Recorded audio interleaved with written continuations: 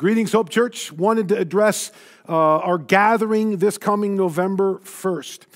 In light of the continued increase in mitigation efforts by the state of Illinois, we held back gathering this particular Sunday. We were concerned about the increase in mitigation efforts, but even over the weekend, changes were being made, and we can tell you that we will be meeting physically this coming Sunday, November 1.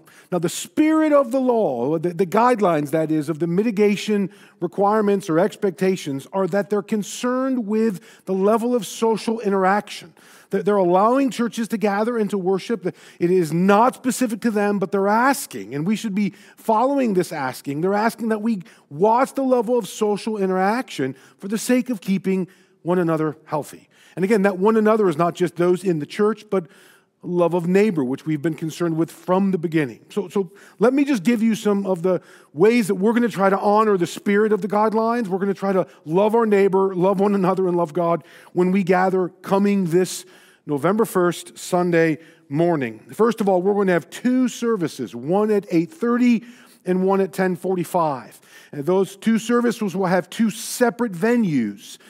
So you will be giving plenty of space when you're coming in for social distancing. We are requiring people from the moment they come in the building to the moment that they leave that they are wearing face coverings, face masks. That is just expected. I understand that people can debate the value and the worth, but we are asking, as your brothers and sisters, we are asking as your shepherds and your pastor elders that that's what we do. And so that will be for the entire time. There will be social distancing. As I said, there are two separate venues for each of the service. You will enter in, we will ask you, and we will have ushers to guide you in this to stay socially distant, and that when you go to your seat, you will remain seated. This lacks some of that familial gathering that happens, but in light of this health crisis, we ask for you to follow that. When you come to your seats, you remain seated. You don't walk across the room and engage with a brother and sister, even though your heart longs for that. And Lord willing, that will happen soon.